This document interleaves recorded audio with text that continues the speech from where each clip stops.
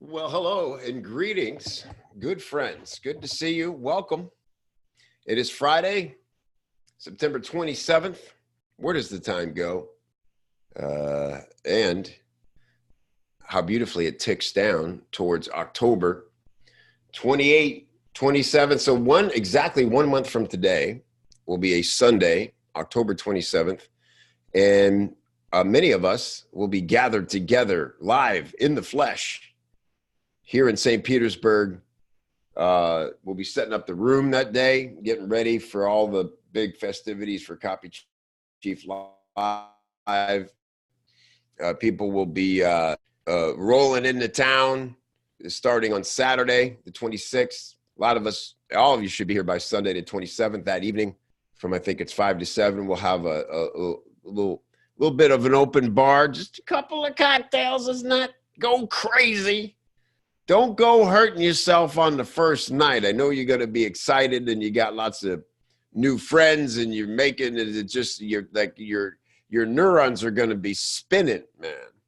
You know, you're just going to be fired up. It's like nothing else. It's like that. I don't know. Who do you love, man? Who do you really love? Like when you see an old friend and you just, man, you're on a cellular level, right? You transcend and it just, all the other little minutia stuff in life feels like it's just whoosh, parted and subsided, and you're just, oh, this is my friend, and you're so excited, and there's so much to catch up on. Well, that's what it's like at Copy Chief Live. Even if it's your first time, that's the amazing thing about it. It could be your first time walking in the room, and you're going to feel like you're at a family reunion or you're getting together with your best friends in life. It's crazy. Sounds over the top. I know you can't sell community, but I promise you, if you've got a ticket, I can't wait to be in a room with you. I can't wait to see you in a room with your fellow chiefs and the speakers and everybody who's there to just celebrate what we do, copywriting, why we love it, the pursuit of it. And there's a lot of people there who want to give you money to do it. And so that never sucks. So get excited. If somehow you weren't planning to come to Copy Chief Live, I don't know what to tell you. I mean, I get it. Sometimes things happen. Or it might be some kind of scheduling conflict or don't know what. But I don't know what I haven't said to convince you, to compel you, to allure you here to St. Pete, because without patting myself on the back too hard here, I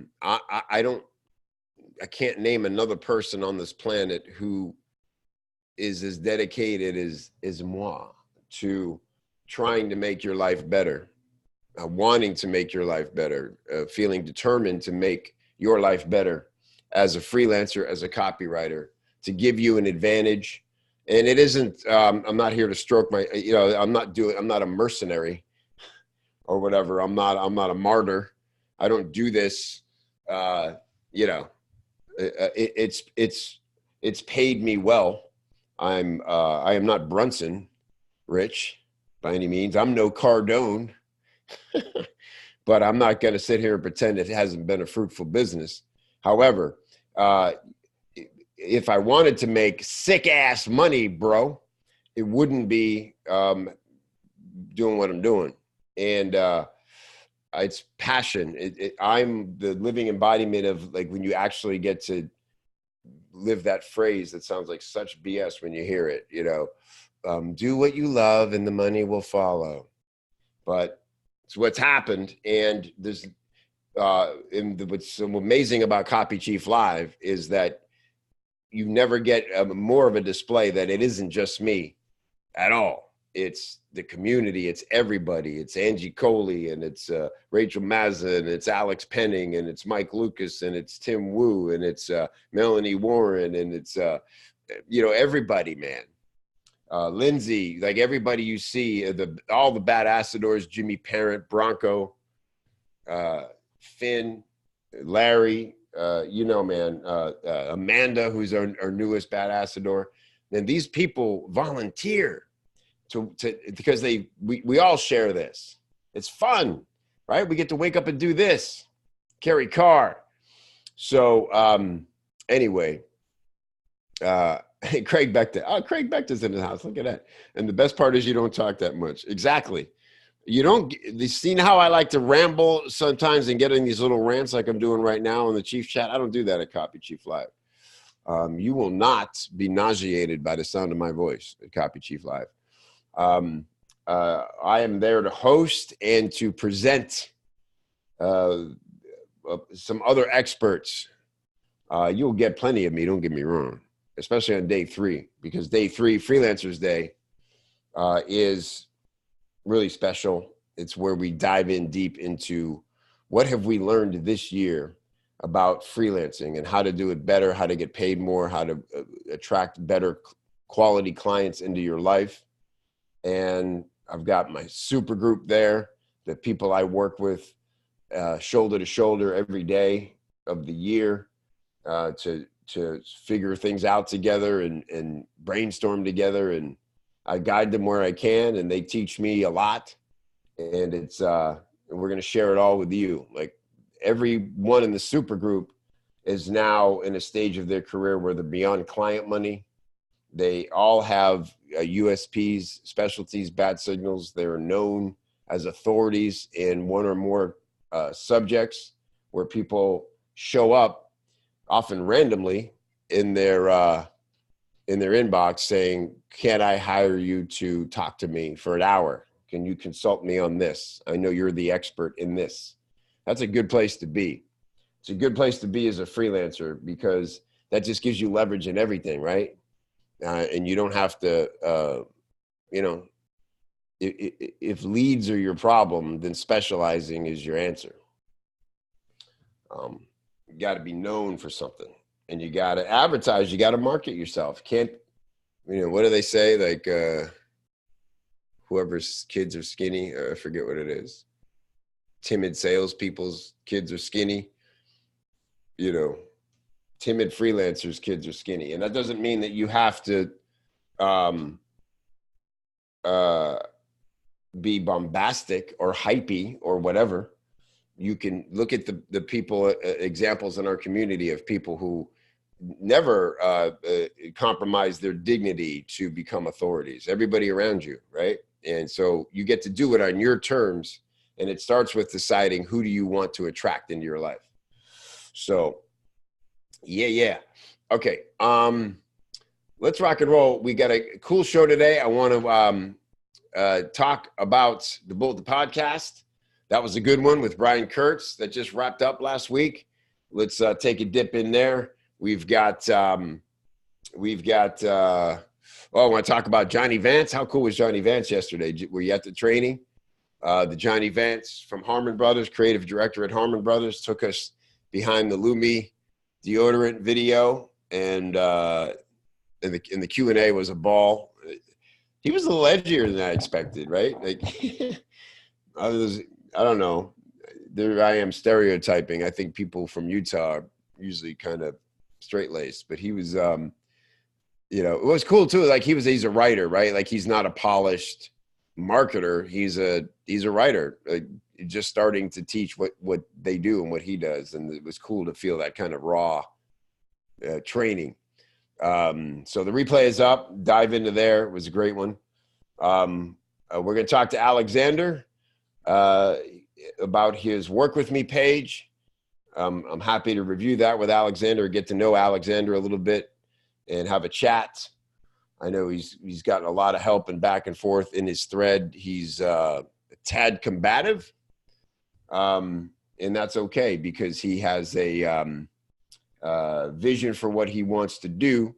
And I'm always excited to talk to freelancers about where they're coming from and what they want out of their career, and do my best to help them, position themselves for that. So I'm looking forward to talking to you, Alexander. And we're going to talk to my buddy Mike Lucas for a hot minute here about a new podcast that he and I have been building behind the scenes. It's called TEN99, and it's all about freelancing independence. And so specifically focused on freelancing and how to grow your freelancing business. So we're gonna, I want to hear from you guys, what you want to hear us cover on a show specifically about growing a freelance career. So let's do it. So to start, let's take a look. Actually, let me go live on Facebook for a second.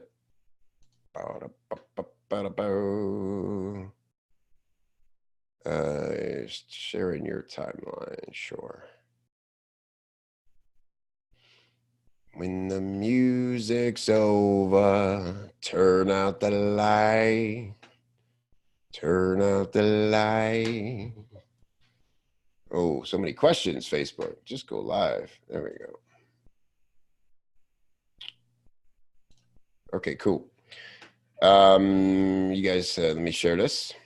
So Bullet the Podcast, again, if you don't know for some reason, this is a contest we do about once a month where we have you, we give you access to an upcoming episode of a podcast that I'm hosting and where I've interviewed somebody, and usually a superstar guest. In the past, we've had Paris Lampropoulos and John Carlton, of course, and, you know, Mark Ford and all kinds of awesome people. Laura Belgrave many times, Marcella Allison, Abby Woodcock. And this time was Brian Kurtz, my good friend Brian Kurtz. And so when we play you the episode, we give it to you. We say, hey, go listen to this and write 10 bullets for stuff you hear inside the podcast, right? Give us your 10 best bullets. You got a week to do it. And then I come in and I look at them all and I review them for you. I go through and I tell you what I'm seeing in little ways you might be able to improve your bullets. And then I choose a winner. And we use that winner's bullets in our promo for the podcast.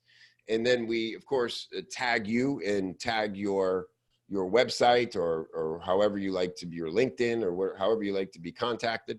And we tell people, hey, if you thought these bullets were good, you should check out this copywriter and think about hiring them because we thought they're pretty good too.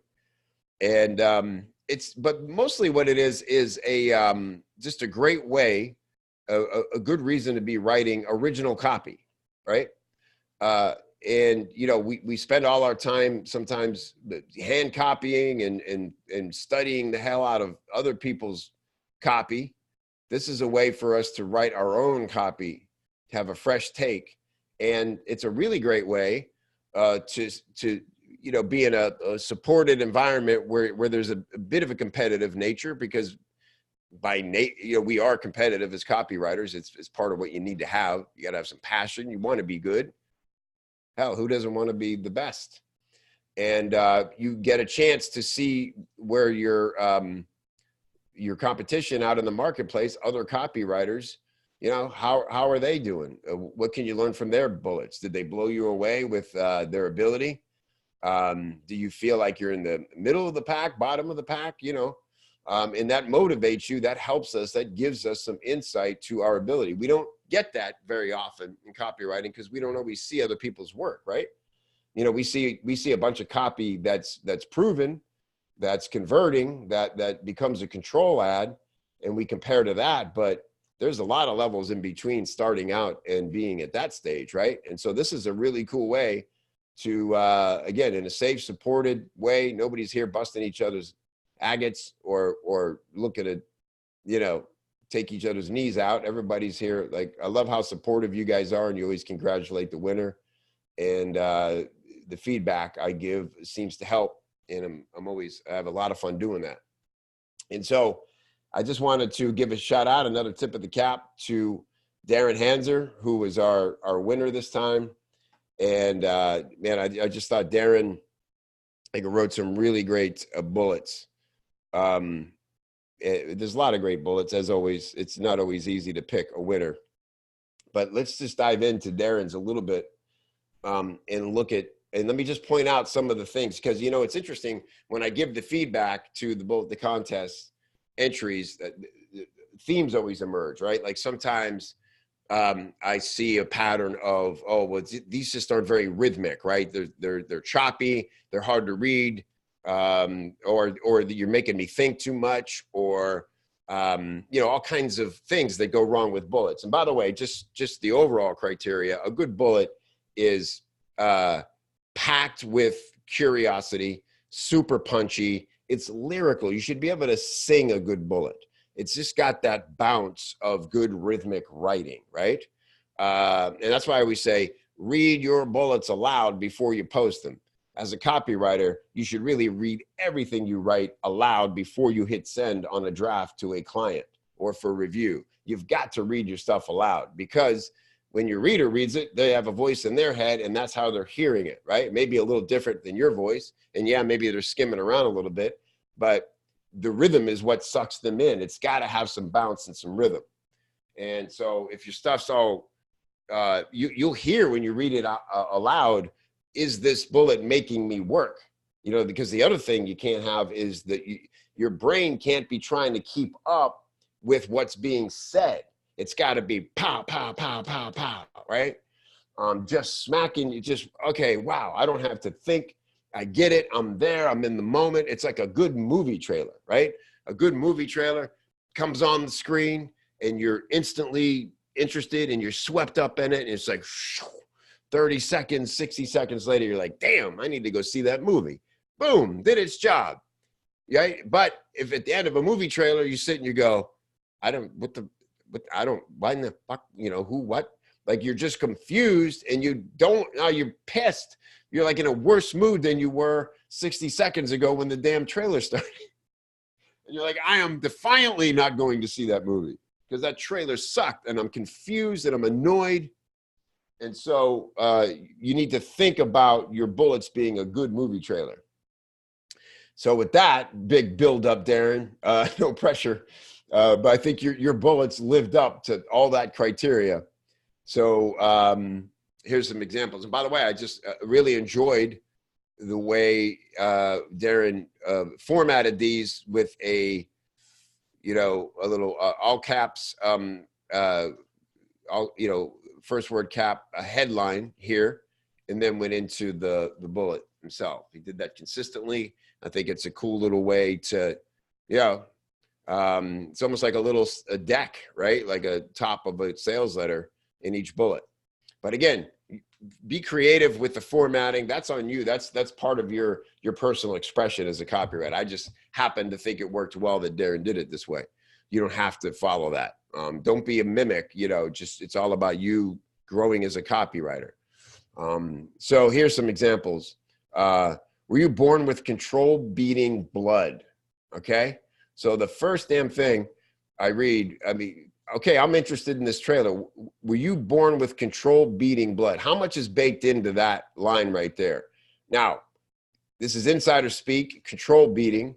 So this show is for copywriters. They know what that means. So it's a bit of a dog whistle. They know, ooh, this is for me specifically because I want to be a control beating copywriter. And then it has this, oops, I didn't want to highlight that. Then it has this, question here. Were you born with control beating? What is that a thing?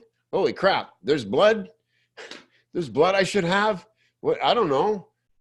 Maybe right. You got to go know. You got to go find out. I don't know. Do I have this blood or not? Right. It's like John Benson used this hook a lot in his fitness promos and his weight loss stuff. What would he call it? The weight loss gene, or the weight loss prevention gene, or things like that. That was always really effective back in the day. So this has that kind of, if this is a concern of yours, you got to go investigate. Were you born with control beating blood? This one thing separates pros who deliver hot new controls from amateurs whose drafts never see the light of day. How to know if you have it and what to do if you don't. Damn. Okay. That's a bullet, friends. I'm not wondering anything except where do I go? Where do I click to listen? I'm not confused. I don't have to decipher what's being said here. This is clear, and it just punched me right in the eyeball. That's a great bullet. The number one worst mistake when hiring a copywriter. This common question strangles sales and murders your momentum. You hear the alliteration there? Listen as Brian outlines his 7M hiring system that lands you top talent and shields you from smooth talking hacks. Come on, man. Strangles, murders, lands, shields, right? You see that that's what we're talking about. So I won't go on and on, but I get excited over good copy, and I just love when somebody's in the pocket. Now, because this is what I love about this contest. This gives us a guide. All right, man, this guy won. What did he have? What did he do that I didn't do? What was Darren thinking when he wrote that bullet? And this is why our friend Jimmy Perrin has been such a cool ambassador and has won this contest and broke down his thinking behind the bullet. So that was super cool. So it's, as everything in Copy Chief, a real community effort for us. We're all learning together, right? Because what do we do? Nobody writes alone. Not up in here, man. If you want to be backed up, if you want to have a community, if you never have to wonder if your stuff's good enough or how to make it better. I mean, how do you not have a trusted community where other pros want to be your friend and help you? Good luck finding that in free ass Facebook group. Okay. Next, yes, hats off to Darren, and a lot of great bullets in there. I just wanted to point it out. Darren, since he won, let's celebrate that. Congratulations. Next, let's talk a little bit about Johnny. The replay is up. Johnny Vance from Harmon Brothers. And again, he's not like an intern over there. He's a lead writer and creative director. And it was really interesting to learn from Johnny about what goes into the Harmon Brothers ads, right? Some really interesting stuff about how Rachel Kraft asked a great question about how they choose their projects and, and about the kind of projects they turn down. And Johnny told some hilarious stories about that's been bothering me. The one he told about this, the guy had the product that eliminates skid marks from underwear. I was like, man, that's been bothering me on several levels since he shared that story. I don't know how that becomes a problem in your life, man. Like, wow. I'm so sorry that's people anyway. And so, yeah, man, other big takeaways. I took a bunch of notes. He gave some great tips. Humor being a three-legged stool, right?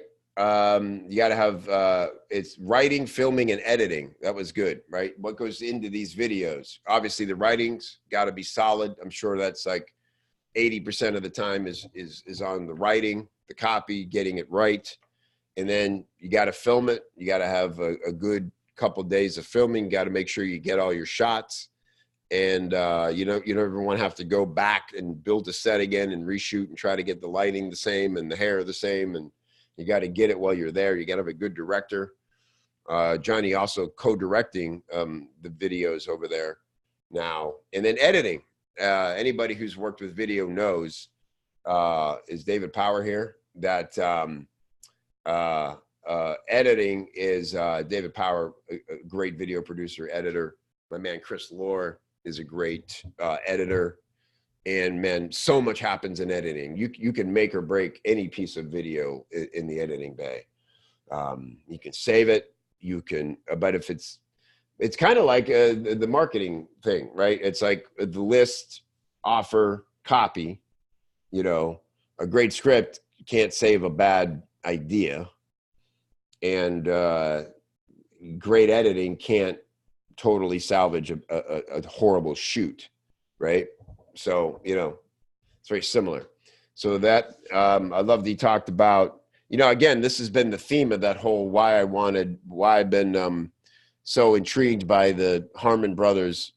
They just released their university, and Daniel Harmon just did a 10-day script writing challenge. That was super cool. And, you know, man, they're exposing their process. And Johnny said the reason they do that is because there's plenty to go around. Like, they can't help everybody. Like, so many people want to do entertaining video now. There's no way they could serve everybody. So they figured, well, let's teach other people to do it well, whether they want to do it for themselves. That's their first intention, but they're also, you got to be willing to teach your competition too. And that's part of what they're doing. But sales first, art second. Sales first, art second. I've always said that same thing about humor. You know, I've taught a bit about using comedic formulas and stand-up comedy, formulas and principles and thinking in your ad writing. But man, if you don't get the sale first, again, like your jokes, the jokes will only make it worse, right? So humor will enhance a really solid script. Humor will worsen a wonky script, worsen a wonky script. Put that in your bullet. So good stuff, man. He recommended, by the way, you know, if you're serious about making a funny video, get a comic in the room, you know, enlist a comedian to help you write jokes and, you know, joke check stuff and come up with creative ideas. And he talked about crossing the line. That was really interesting, man. That was, to me, maybe the most sort of complex thing that we discussed yesterday on that training, right? Because how do you, you know, where you set that line, it says so much about personal taste and integrity. And ultimately, the most important thing is, will it reach a big audience? Because, you know, if you cross the line early in the video, you're going to lose most people right there. He talked about in the Lumi deodorant video, if you haven't seen it, you know, look it up on Facebook and see the however many millions of views they have and all that. Lume deodorant, and it's lumedio.com, I think is, but he talked about, it opens with a woman and it looks like she's standing in a meadow or something, but she's really on a subway, and there's an old guy sitting next to her and his face is like right in her armpit when they pan out, right? And it's hilarious. And but the original idea they had was a woman sitting in a gynecologist chair, right? And he said, man, it would just, you know, we found it, the way we shot it and thought about it, it seemed very funny, but when they ran it by test group, it was like immediately off-putting. And then, of course, you know, in hindsight, you go, yeah, God, what were we thinking there?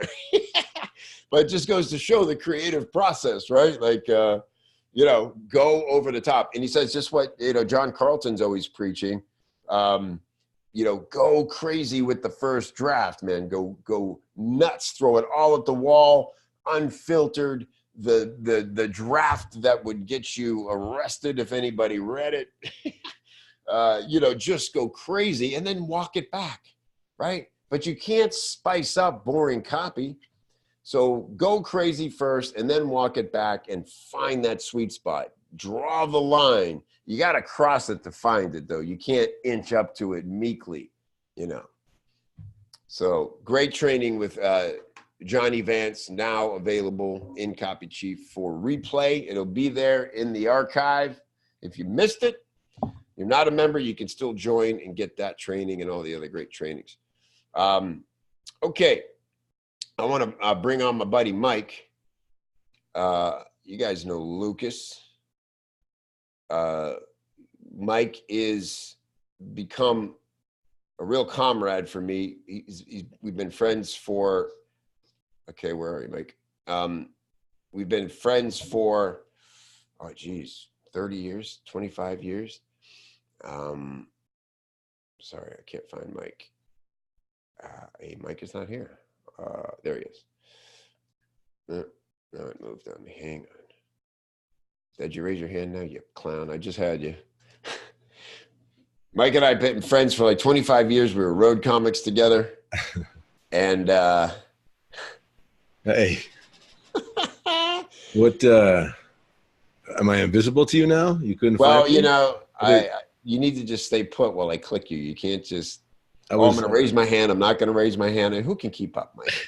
I was I was doing a lot of this. You were. It was like when you pass someone in the hall and it goes terribly wrong. Sorry, and my you're bad. doing this with a You go. stranger. I'll freeze. Okay, no, go. Okay. I've done that so many times. You know, when you're just too polite for your own good. How's it going, buddy? So far, so good. I'm in my bedroom studio. Bedroom office. My bedroom. Depends who you're talking to, right? Right? Right now it's a studio. For client, it'd be an office. If it was a client, I would have switched it around so that you can see my bookcase behind me.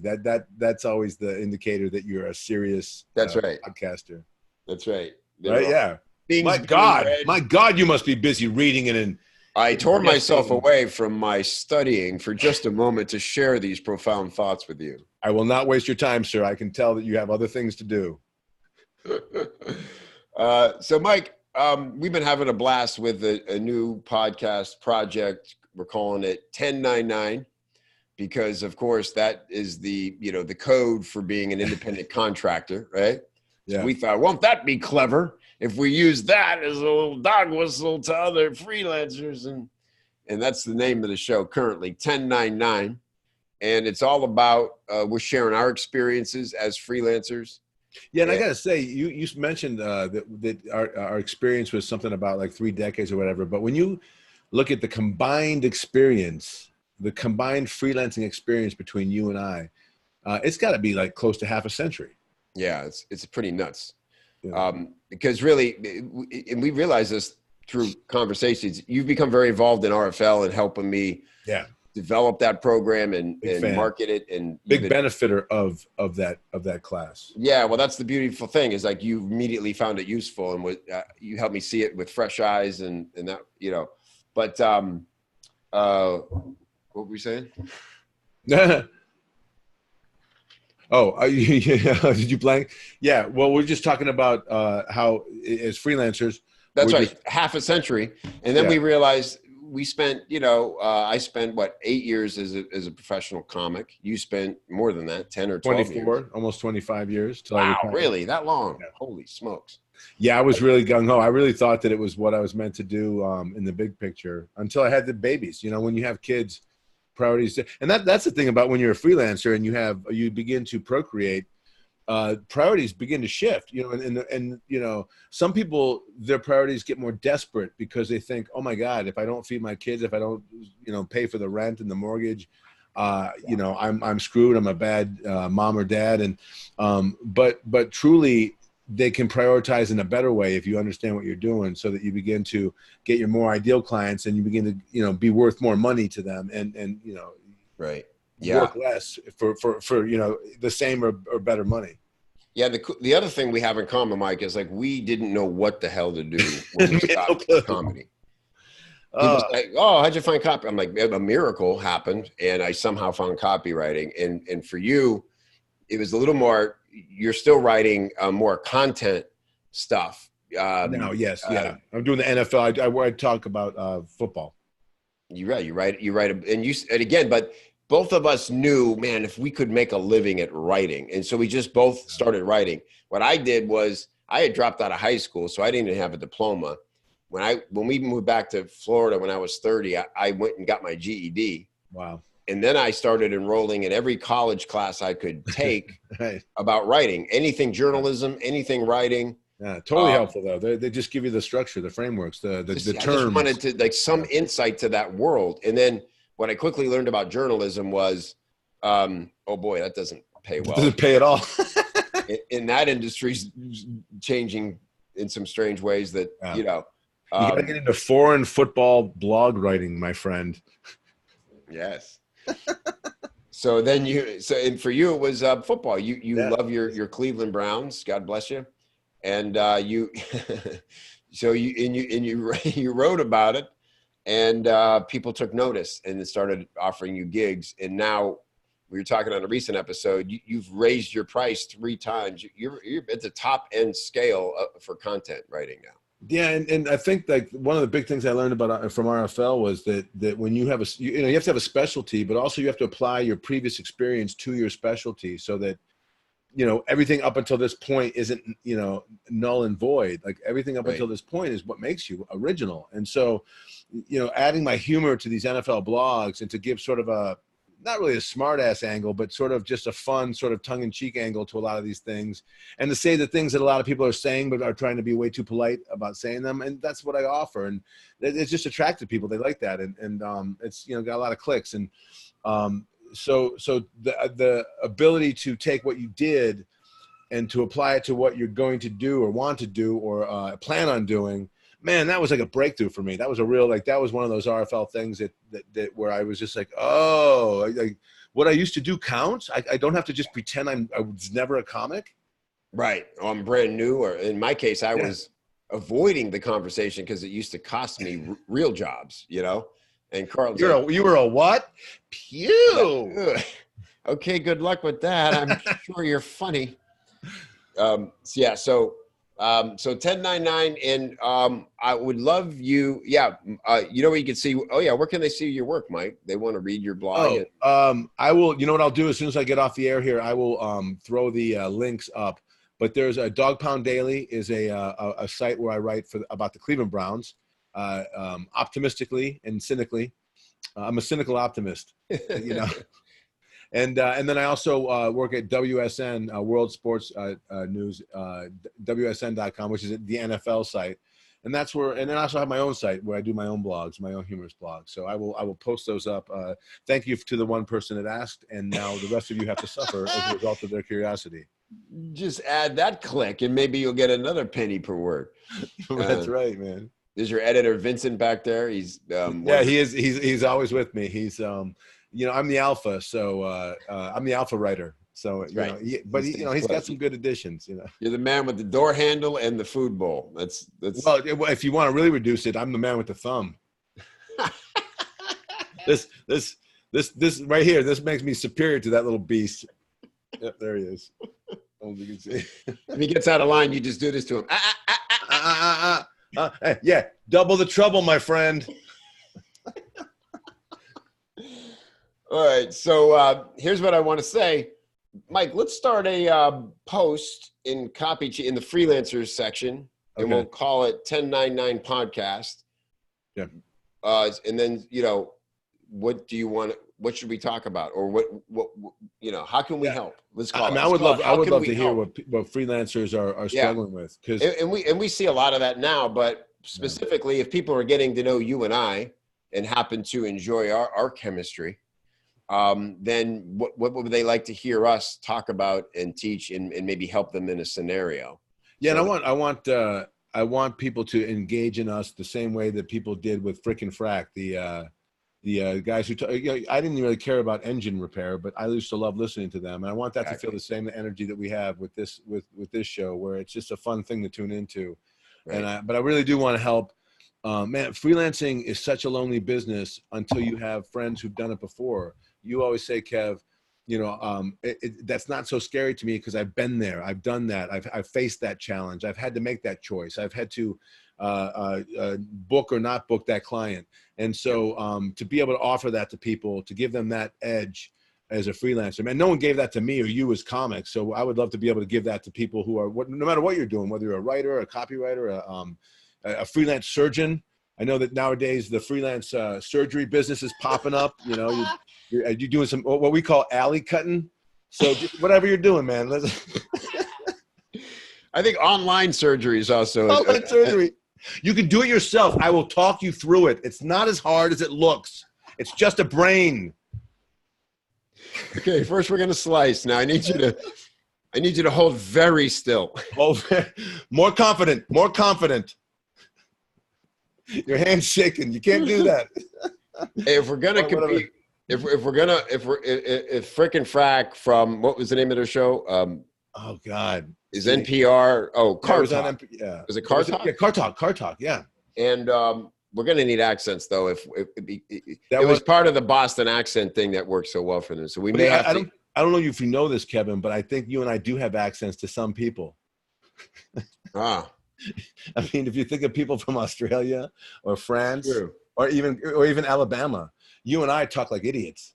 So that's true. Trust me. Not like them. They're They intriguing enough. all right. You say we could force it. We could, Good day. yeah, Wisconsin. So, Mike, tell me about your client. Freelancing is like, it's very difficult from the waist down. Yeah, I think we might just. I think the idea of two bald guys, that's accent enough. Exactly. Yeah. Yeah, pair of boobs, right? All right. All right, man. I'm gonna let you go. Thank you, brother. Always, man. I can't wait, and can't wait to hear what people have to say. I would love to. Yeah. This is about you guys. We want to entertain you and we want to help you out. So please feel free to just whatever and bust our balls too. We love that. Yeah, man. We can not take ourselves seriously, as you can see. All right, pal. See you. All right. See you soon. Fun. Two dudes, one beard. Yeah, that's great. All right, cool. So let's get into so 1099 coming up. By the way, I don't know if this is helpful, but it seems smart. I didn't make up this rule, I don't think, but it's advice I always give to people when they want to start a podcast. I always say, get 10 in the can. Careful Googling that, but get 10 in the can before you launch the thing. That'll allow you to do a couple of things, which is get in the workflow of creating your show. So record 10 episodes in the can is, filmmaking speak for having something done. In the can, and then launch it, and that'll give you a head start on the episode. So what you don't want to be doing is scrambling that week to come up with something and pump it out, unless you're doing like a daily show. If you're Joe Rogan or whatever, he stays very topical. It's almost like a live thing or whatever. But yeah. And then, because here's the thing, here's an interesting stat. I don't know if you know this. 97% of podcasts never make it past the 7th episode. That's something. 97% never get past the 7th episode.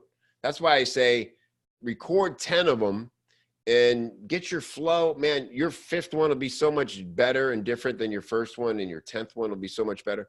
And even the one, Mike and I, as you can see, we're old friends. We love, riffing together and having fun, but man, the show's we've probably recorded 4 or 5 now, and it's so much better than even the first one. I noticed, even though I've recorded over 200 episodes of podcasts, little things I was doing that annoyed me with, finding the chemistry that you just eliminate. And anyway, so Rachel Mazza followed that advice, her and Laura Gale, with their podcast, and they've been just kicking ass. The Business of Writing podcast. They got like 10 or 15 in the can before they launched it. So bow. All right, Alexander, you're on, my brother. I'm going to bring you on. I hope you're ready with camera and mic. And there he is. Right. Handsome fella. How are you, bud? Very good. Can you hear me well? Yes, I can. Oh, look, and you're soundproofed, man. You're good to go. Yes, kind of. It's my little wardrobe like recording space. That's the bedroom recording studio. Perfect. So to say. And where are you living? Where are we talking to you from right now? In Berlin, Germany. In Berlin. Okay, cool. So yes. I do have an accent, as Mike mentioned. Yeah, I mean you do, but I'm used to the accent, of course. Good. Well, it's great to meet you, and I've been interested in your thread. First of all, for the reasons I said before, I want to just kind of get to know you and what you're up to and what you're doing. There's also been a little bit of, I don't want to say controversy in this thread, but you're getting some pushback on your approach, and I'd love to get your thoughts on how you feel about that and all that stuff. Because so often I can see that you're a very affable guy. You seem super easy to get along with, but sometimes in text things come across. Not that anybody thinks you're a dick or anything. It's just that sometimes it's hard to read where people are coming from. So I'm thrilled that we're getting to talk and get to know each other better. Yeah, very good. And also I appreciate that. Thank you very much for giving me the opportunity to get live feedback. It's awesome. It's really cool. Good. All right. So this is your you're a freelance copywriter, and this is your work with me page, and we'll look at it in a second. And I know one of your goals from it is, you don't want to deal with unqualified candidates, prospects, which is always smart. So I would like to know, catch me up to where you are in your career, and who has proven to be an ideal client for you so far. Mm-hmm. Okay, so I've been a freelancer for quite a while. Must have been like 12 years or something, including my time as a student, which was 7 years. I was studying for quite a while as well, because I enjoyed it. And I was freelancing. I was getting all these kind of like bad clients. I had all these kind of bad experiences that everyone is going through. I had several professions, if you want. I was like a web designer. I was like an occasional writer. I was doing something else that was about cleaning households just to get out of the house, the home office, and something like that, getting physical, so to say. And then I did voiceover actually for quite a while. It's part of the reason why I'm here in this kind of setup. Eventually, until I saw that this voiceover industry is kind of working in a way that I really don't like.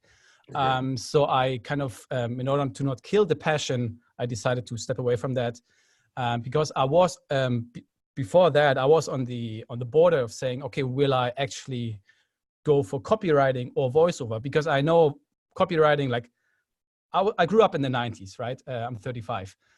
So television, I'm like very shaped by television, right? Yeah. So it was always part of me, I would say, until I really discovered that this is something that I want to do. So that's why I joined, like, 2 months ago. So I have client experience in different fields, different industries, freelancing for a while.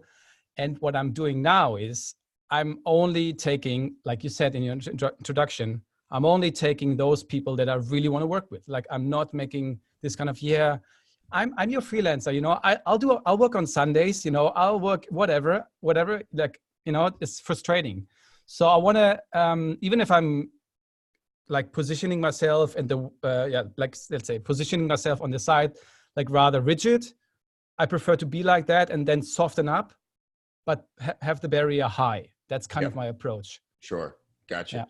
Yeah. Okay. And so who gets over that barrier and you're like, oh, awesome, it worked perfectly, this is the kind of client I want? What does that look like? So I have to say, it's not a person is not visiting the site and then goes through that. My process is the following. So I'm always delivering something upfront, like no strings attached value. That's my approach. So I want to like start the conversation with the present, like, because it's just like, first of all, it's different. And not many people do that. It's a lot of effort. And it's kind of a way to stand out. So I will approach them. I will share something with them. I will say, okay, I had a look. I did a little research on your company, on your product, on your service. And this is what I found out. And I made this for you. Use it. Get it. Okay, so I want to clarify something there. Yeah. How have they qualified to get that attention from you to that point? I like their product or service. So you found it cold and you cold outreach something, you gifted them some of your wisdom. Okay.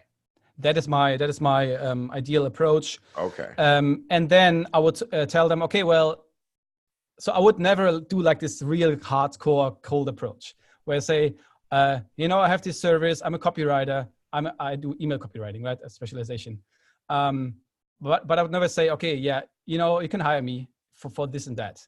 Like, that's not my approach. So if they then decide, after I've given them value, which I think is valuable for them and for their business, they would go to my website. And then the investment they would have to do is read through that page, because although it sounds weird maybe, and to some people it's like, how can you do that? This is like, for me, it's like, it's important that people understand where I am. Like, even if I'm sharing a little bit of my story and it maybe can be like boring or whatever, but for me, it's very important that they understand this is the person that they're going to work for a while, because I'm always interested in long-term, Sure. Right. Yeah, you're self-selecting and pre-qualified folks. I mean, I think it is a novel approach. It's smart in a lot of ways. My big question is, how do you know they want to work with a copywriter and are willing to invest? What are your indications of that you've seen in their marketing? That's just intuition, having a hunch, like just a feeling. Like I had a cold approach actually when I was still a designer. I was telling, hey, I really like what you're doing and I want to work with you. I just said it like that. That was the email.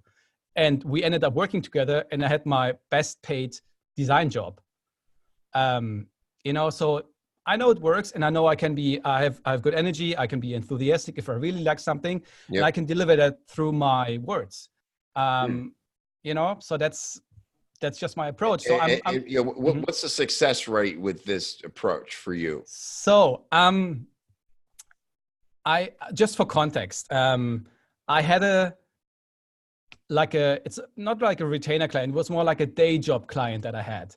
So I did like these kind of boring tasks. It was customer service. It was fine. It was good. It was okay. It was like a day job, but I was freelancing. So I've been doing that for the past 3 weeks until 2 weeks ago, until we said, okay, I don't want to work.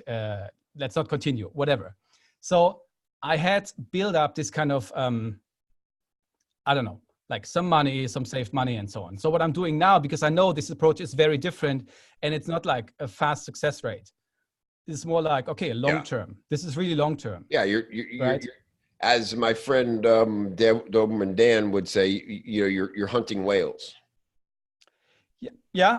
Essentially, like you want whale clients who you can ultimately partner with, and they're already doing great stuff, and you see ways that you can come in and enhance it, and you want to start a relationship that should progress into you making really great money for and with that client.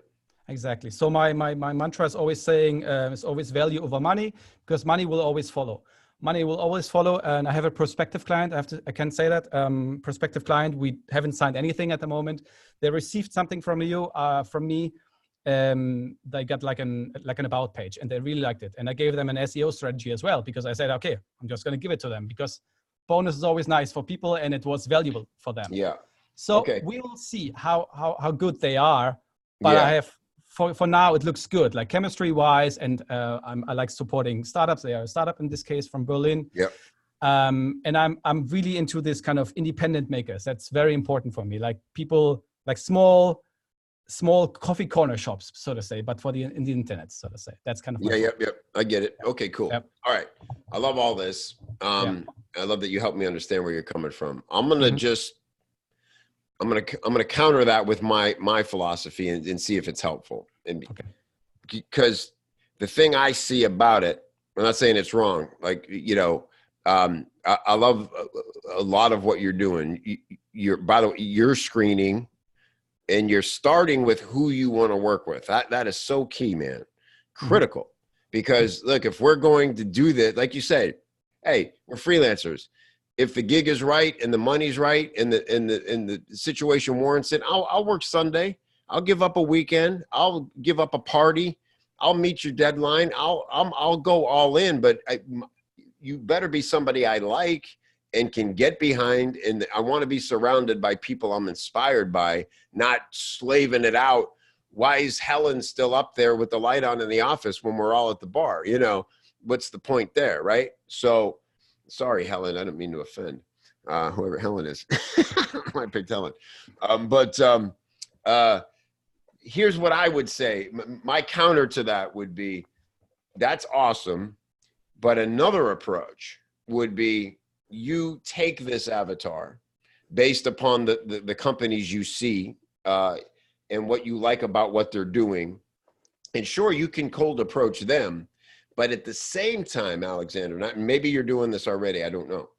You use the study you're doing of their stuff. You do breakdowns. You teach what you see in those companies, in their marketing. What is an indie maker? Why do you like that? Why does it matter? Why do you champion them? And you're creating what I call a bat signal. And you're saying, this is who I am, and this is what I stand for, and this is who I want to work with. And you're building an audience for that, and you're educating your peers, other copywriters, other business owners on that. You're the guy for that avatar, right? And you're passionate, and people feel that, and then suddenly what happens is those same businesses that you're cold calling now are coming to you and going, Alexander, man, I saw that video you made. I saw the breakdown. I couldn't agree more. You know exactly what we're trying to do. We just don't know how to get there yet. Can you help us? Mhm. And now suddenly you're sitting back and having an influx of leads come at you, and you're getting to pick and choose, put them through a filter from there. So to me, the difference is, I don't know, whatever fishing analogy would be, like you standing and having a school of fish just come at you and you grabbing your dinner for the next month, or you sitting there with a pole in the water because you heard that's a good spot, you know? Yes, very good. So it's like basically inbound marketing, right? Exactly, 100%. Inbound Yes. versus outbound, if you want to break it down that way, right? Exactly. And it's so I'm doing landing page analysis, which is funny because now I get critiqued my own page, which is it's interesting. So I do these analysis, and this is also long term, right? So that's for free. They don't pay anything for that. And out of that, like speaking of success rate, because you asked, out of 12 and 150 hours of working, like this is a lot of work, like analysis can be, because I write it all down. I had one person asking specifically for another landing page, paid in this case. So I know the strategy, like this is ideal, of course. What you're saying is ideal. I want people to come to me, but I like this kind of approach of saying, and I will probably do like a mixture of it in the future. But for now, I really like okay, I like your company, I like your product, and this is what I get. It's kind of it is not super cold, like because you already offer something instead of I have nothing. I'm just here. I have my service. Work with me. But to me, the cold part of it is you have no idea what's going on in their world. They haven't raised their hand in any way for help with copy, or indicated in any way that they would see the value in having an optimized version that you could offer. I'm sure they'd be dazzled by your free gift, but so many other factors play into them deciding to exchange money with you for that service, and them really appreciating that's where outbound becomes, man, like a risky proposition. True. I agree with that. I think one of the strategies or tactics that I'm using is who's looking for people, like, just job boards. And if they're looking for a copywriter, I don't want to apply directly, but I use they're always saying, okay, we're looking for someone who's doing that and that and that. And then I'm maybe subscribing to the newsletter, what I learned in the Escape Velocity program and so on. Right. Getting into their world, even if it takes like weeks and months, I don't care really. And then I can say, well, I know you're looking for this writer, marketing, email marketing person, whatever. I'm your guy, and here's my gift for you. Yeah. Okay. Hey, man. Right. I won't fight you on it because like I said, I love so much of what you're doing, and I know in Escape Velocity, I touched on authority content a little bit. I feel like if and when you come through RFL, I think maybe you'll see, I'm already doing this work. Now I need to promote my work and let a bigger audience see that you're doing this work for free for people. Not that you're doing it for free, that let them see the work, right? Yep. By the way, we just so happen to have, it's funny, we talked earlier about how did I find copywriting. Chris Tomasulo is the guy who introduced me to copywriting years ago. He's been a longtime friend. And one of the most valuable lessons I learned from working with Chris was the difference between inbound and outbound. And I know you know this, but I'm compelled to repeat it because Chris is here. It was staggering to me because we worked in a company that had a telemarketing team, okay? And they spent all day, as all telemarketing companies do, cold calling, trying to get any kind of call to come in. And when they would get a call to come in, they'd have fronters who would say, sure, let me get you over to somebody right away. And they'd begin the high pressure sales process. Chris, I hope he doesn't mind me sharing this, put an ad in the paper. And I don't remember what the ad said exactly, but it was very compelling. It was Dean Jackson-esque before I think Dean even started teaching this, where it was basically like a 9-word email type of ad in just a classified ad in a paper.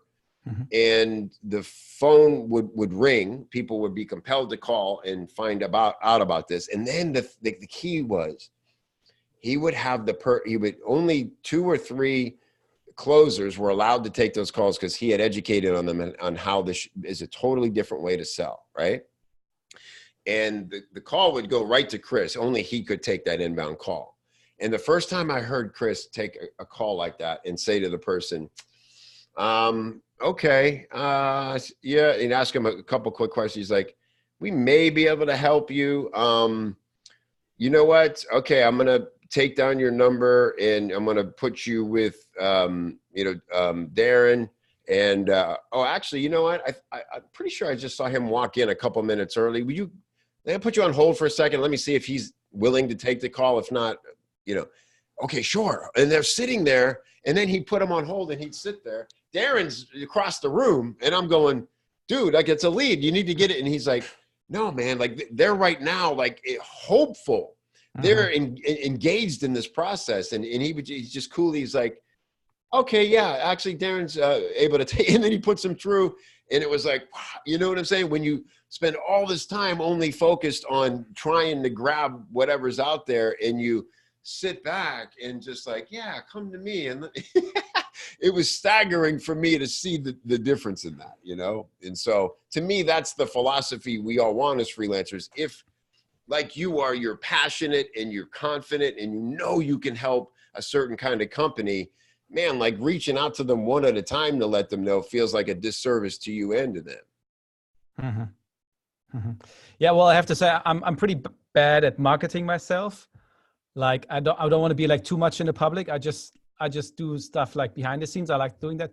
It's weird. It's kind of like you want to be known, but you don't want to be too known, right? That's at least that's my little thing. Well, I think probably what it is after working with many freelancers. You go by Alex at all, or is it always Alex? Yeah, Alex, please, Alex. Yeah. Okay. Alexander's too formal. Okay. I think what it is you're naturally intimidated by, for a few reasons, to step out into the spotlight. And I totally get that. But a big part of it is one of the hardest things when we're coaching people in RFL about choosing a specialty is they feel like they're putting their lives on display for the whole world and that there's no going back. And oh my God, what if I wake up and change my mind? Everybody's going to know me as this thing. And it's just simply not true, right? Nobody's paying that close attention. It takes a little bit of time and repetition, and you can make your specialty sort of, general enough to where it fits into your wheelhouse. What's important more than anything, more than nailing the exact wording or how to frame your specialty is, are people hearing from you enough to know who you are, to resonate, to understand your philosophy a little bit? Look at Chris Orzechowski, for instance. 2 years ago, this guy's a high school teacher, and yeah, he's writing good copy for some good clients, but totally behind the scenes. He comes out, and Chris only has one way of showing up, and that's by kicking the damn door down. He's got a big personality, right? But now everybody knows who Chris is. They know he's an email marketing specialist. He is known, and it's not that because he said, "Hey, I'm Chris Orzechowski, email marketing specialist." Every time he came on camera, he teaches and he breaks it down, and you can see his passion behind it. And when you learn from somebody a better way for a certain type of person to do a certain thing, they automatically think you're the best, most qualified person to solve their problem. And so I would want you just teaching, man, and not even worrying about if it's perfect or the message is on point. Just get out there and do Alex and teach. And man, you'd be surprised that a lot of these exact people that you've been manifesting one-on-one will start to just come into your life, and you'll be reaching companies you never heard of or would have even come across because they're finding you, and that creates the bigger opportunity. Sure. Yeah. 100%. Very good. All right. So we didn't look at your page. But it's good exchange anyway. And I'm happy to do that if you still want. But yeah, sure. Okay. The thing I'd say about the page, let me get it up here real quick. Just 1 second.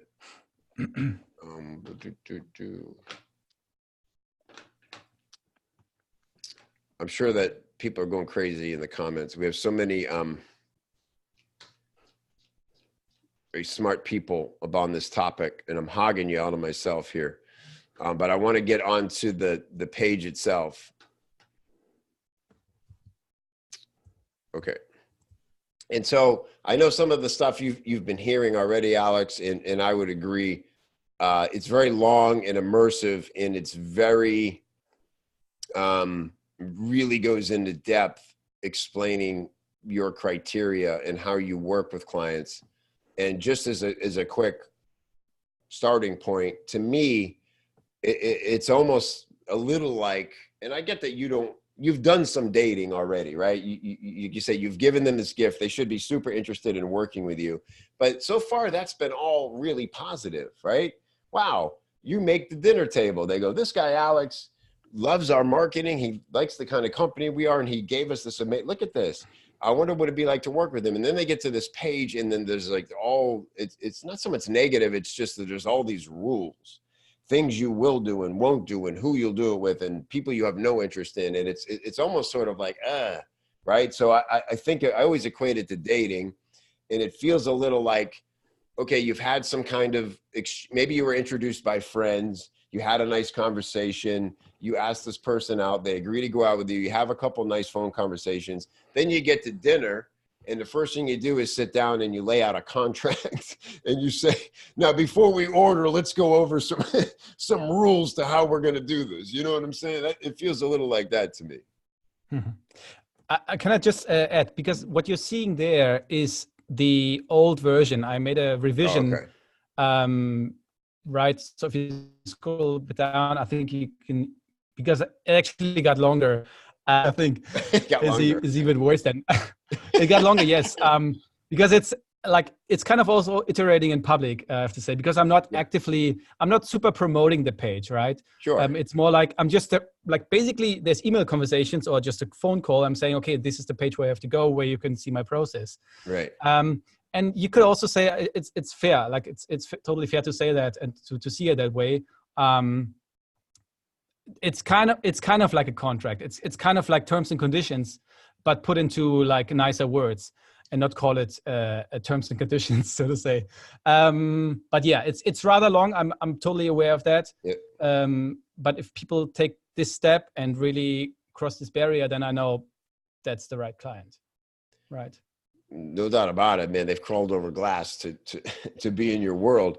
Again, I'm always about momentum, though, man. I always want to see energy, and I think you'll learn so much from a couple of clients who felt like a good fit, but maybe weren't. Like you've been doing this a long time, dude. You know, you can live through a couple less than ideal situations. You just have to be smart about the contract and the agreement, and not, but this just feels like a really high barrier for people to cross. And it still doesn't guarantee that it's going to go perfectly. Yeah, I'm aware of that. Yes. Yeah.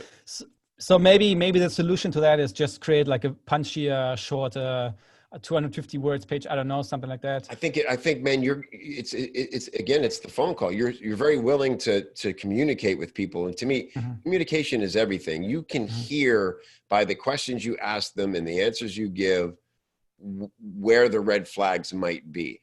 And then you can take some of that knowledge and put it into the agreement and spell certain things out carefully. For instance, you'll know within one phone call, let's say you've done the free thing, they love it, they say, let's get on the phone and talk about how we work together. You hear what they have to say. You don't have to give them a price and all that on that call. You say, okay, I got all my information. I'm going to send you a proposal. Now you can tell that this person is super needy and is going to want a lot of hand holding. And so you add in there very specific times about when I'm available to respond to your questions, how many calls a week or a month we'll have during this. You know what I mean? Like you can, and so now you're customizing the experience to protect yourself from all these things you have listed, but you don't have to freak people out before you even get some momentum together. Yeah, I'll test out. I mean, it's experimental, it's experiential as well, I think. Yeah. To a degree. Yeah, we'll see. Maybe because what I'm doing now is I have this page and then there's the questionnaire. And the questionnaire, like after filling out the questionnaire, it's at the bottom of the page. I'm actually deciding whether this person, because there are some questions that you ask where, oh, if the person answers this way, no, red flag, right? So I have basically these 2 steps at the very least: the long page, which probably I could be shortened, and then the questionnaire, which is like more like precise towards email marketing, right? And the business, so to say. And then depending on their answers, I tell them, okay, we can work, or I find someone else, or I won't even reply, and they know that. I always write down what they can expect, so it's always like I want to be very crystal clear. Like, and I think it's because I don't see that often, and maybe there's a reason for that. Like, someone is actually saying, this is how I work. Like, exactly. Like, this is what you can expect. And I think if I have someone, a professional, coming to me and saying that these are the next 5 to 10 steps. Oh, wow. He really knows what he's doing, and he really has a plan. Like, right? He's not a lost freelancer, one of those, Yeah, but what's in here is a whole lot of other stuff too. Yeah. And I think what's in it for me, this, man, they're just wanting to see the benefits of it, right? Not all the, all right. I got to bring Abby on. I feel she is going crazy. I promise. Abby's one of the best people in the world you'll ever meet to help a freelancer do better business. And so I got to let Abby on to share her thoughts. Hey, I'm in my bedroom office today too. Hello. So, there you go, nice. which is odd for me, but you know me so well. I was going crazy. I was just texting Chris, actually. I'm like, I'm going crazy. Kevin hasn't brought me on. I love, like, you have to read the chat too, because Angie has a lot of really great things to say in the chat after the call. I love, like, what Kevin said, so much of what you're doing on this page. I think you're combining 2 strategies that work really well, but might not work together. So this huge, long, like, filtering process is great if you have so many leads coming in that you just, like, don't want to have calls with all of them. And then you want to, like, I only want the most serious people going through this. But at the same time, so to take the dating analogy again, if somebody asked me out for a drink, which is what basically you do when you do an outreach to somebody, like, you're asking them out at this point. And so you're asking them out, and then they say, yes, awesome, cool, like, where are we going to go to eat? And then you, like, spring these rules on them. It kind of feels like almost like a bait, and like, oh, you reached out to me, and so you're already doing the filter by choosing which companies that you're reaching out to. I think a way better approach, which is, again, what Kevin said, but you're already doing this work. You're doing these landing page analysis. You're doing, like you said, 120 hours worth of work. What if you just publish that stuff? It's not about it's public. Yeah, it's not about having to market all these things. It's you're building your authority. That's why a page like this works for Chris. Chris has a similar page that's like all these different, like, rules. Well, Chris has so many leads, and he rarely works one-on-one with people, because he does all this teaching, and he has just people inbound, and he's like, hey, just go over here, and there's a filtering step. But if you're doing outbound and then giving them an inbound application, it's a little bit confusing for the client. But I love what you said about the boundaries. Like, I write about that all the time, about, like, you need to set the boundaries. That's how you build your authority, to say exactly what you said of, right, this makes them feel like, oh my God, he knows what I'm doing. But that happens after the prospect call or during the prospect call, where you're like, hey, and it happens step by step. So it's, hey, here's how to work with me. 1, 2, 3, 4, 5, fairly simple. And then, yeah, let's do it. Okay, here's the pricing. You're qualified them as a lead. You talk to them. Then, okay, here's the proposal. And then here's the long list of rules are in the proposal, so that that just gets everybody on the same page. And then you're setting just kind of micro filters. But I think you're, like, putting a big wall in front of them before they even work with you, instead of, like, making them take little steps. I'm a big believer in, like, yes, like, make them take steps before they work with you, but like, they can't jump over the wall. They have to take the steps. Right. Meaning they won't have the energy to jump over the wall in most cases. Right. Because especially with the cold outreach stuff, like, you don't even know if they want a copywriter. You don't even know if they're in the place to hiring. So you're like, you're making all these assumptions, and then you're putting a wall in front of them. It's almost like an MLM thing. I'm not equating your business model to that. I'm just saying in the way those propositions go down, it's like, hey, oh, need to wash your hands? Try this new soap. I love the way it smells. And they go, oh my God, that does smell good. It's great. It's like, how would you like to make money selling that soap? And you're like, ah, Yeah, exactly. And then here, I need $1,000 like for your starter kit, just you know? It's sign like, right here. And yeah. it's like, holy cow, it's a lot up front. But I think you've got a lot of good pieces like in place. I'm really excited to see what you do with all this, because like the fact that you're doing these landing page analysis, like Yeah. that's authority content right there. That's like, exactly. it's the work you're already doing. I think people Right. get scared of marketing because they're like, well, I don't want to write a big sales page, or I don't want to like be out there like, hey, you know, but it's just doing what you already do. And so just take what you are emailing people and put it on a blog, or put it on your, you know, Facebook page or on YouTube or whatever. And then you can share it. And like Kevin said, instead of reaching people one-on-one, if you tag the companies, I know Chris actually got a client because he tagged them in an Right. analysis that he did of one of their ads. You tag the companies, they're seeing it, and then plus all these other companies that are in that same niche, if Right. you're tagging them on social, are going to say, oh, like I'm in that same thing, like maybe I can learn something from Exactly. this. If he can do it for him, he can do it for me. Exactly. And then you get those inbound leads. Go ahead, Alex. I know you want to tell. So maybe you're doing this already? Yeah, like two things. First, like I'm not doing really cold outreaching. Like it's always like I'm always delivering. I'm not these kind of sleazy, you know. No. We don't think that at all. No, It's, right? yeah. But it sounded what like. we mean by cold is like they didn't know you before you reached out to them. Is all Right. we mean by cold. Okay. Yep. And I still think it's different when you say I have something for you, and I made up my mind, and I spend a few hours with your thing, with whatever the person is offering or company is offering. I think it's still different, and I'm never saying now you can work with me. It's always like it always depends on their reaction. If I don't see a reaction, if they say, "Oh, that's so nice of you," then I know okay, it's not gonna end up in something. But if there's something where I see, oh, actually we were looking for someone like you, and actually with this prospective client that I mentioned, they've been looking for a copywriter or an SEO texter for 2 months. Right. And so, I mean, they were kind of like in a desperate position, which is why they really liked my approach, like being like, okay, this is how I work and so on. And what you said about like promoting and all that, I know I'm not doing that enough. Definitely. I'm shy about that. But what worked so far on Twitter, for example, I made this analysis and I got feedback from this company. It's a hosting company in Germany, whatever. And they were saying, yeah, you know, they thought I had like creepy intentions, like, oh, I want to get into your business and do creepy stuff.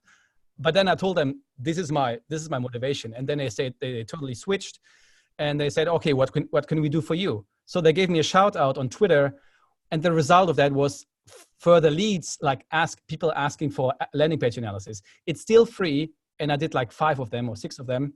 A lot of time. I don't really care because I know it's kind of this authority building up and kind of. It's a very long-term thing, and if you check the site, it doesn't really matter if you don't. I'm doing 100 free analysis. That's how my strategy, my like 10x kind of strategy, saying okay, at the end, I don't know, maybe in 2 years or 3 years, I'll be done with 100 analysis, and then I will say, okay, well, I can go out now. Well, I should probably do that earlier. I can say I did free analysis. Boom, there's my massive kind of portfolio, if you want. And I build up momentum with a few companies, with a few individuals maybe, and kind of like people know I'm not like a weirdo. I'm not like I'm not doing scam stuff. I'm like I'm a bootstrapper. I you know, and I'm like you, and I know the struggle and so on. So I'm just in your position. Sure, but man. We're all saying the same thing here, Alex. Really, all 3 of us, right? Okay. It's just that. Rachel had a great analogy. It's like you're dangling a carrot, and now you want to add a carrot stand on the side of the road so that everybody on the highway driving by can go, hey, carrots, look at that. I want a carrot. It's you know, and so doing the 100 thing, man. Like, you know, are you driving people towards that project? Watch me do 100 analysis. Surely one of these businesses is like yours, or one of these problems is a problem you have. So it's free to join me as I dispel my marketing and copywriting wisdom on these unsuspecting businesses and drop a lovely gift in their life, right? That's exactly what Justin Blackman did with his headline project. Yeah, 100 headlines now, in 100 days. Yeah. And now he uses that, to your point of how you said now you have this big portfolio. Justin now uses this, he has this phrase, and I can't remember the number exactly, but it's like, I wrote copy for 384 clients in 2018. Like, that's a phrase that he uses. He just had, it was on David Garfinkel's podcast, and it was like, because he had that, but he was constantly, as he was doing it every single day, driving people to like, hey, check out what I'm doing, check out what I'm doing.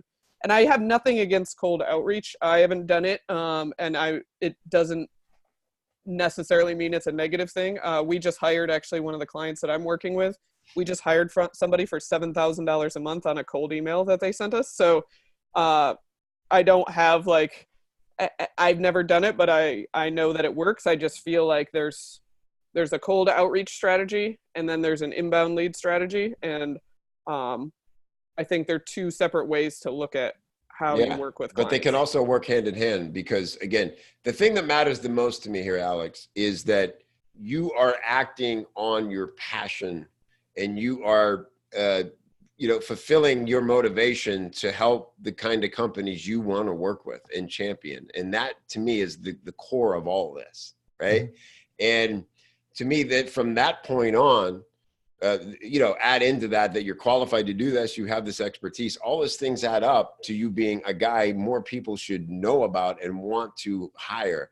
And so it's the only part that gets me about it is that the only way people can find out now, for the most part, is if you happen to reach out to them. I want to shout this to the world, essentially, that you're doing this, and you should bear the fruits of all that effort. That's all, man. True. Yeah. All right. Good last words. All right, let's end it there. Thank you, Abby. Thank you very much. Thank you. Alex, man, this was really fun. I appreciate it. And let's keep going. Let's see how this evolves. Okay. Yes, sure. All right, everybody. Thanks for being here. See Bye-bye. you soon. Bye-bye.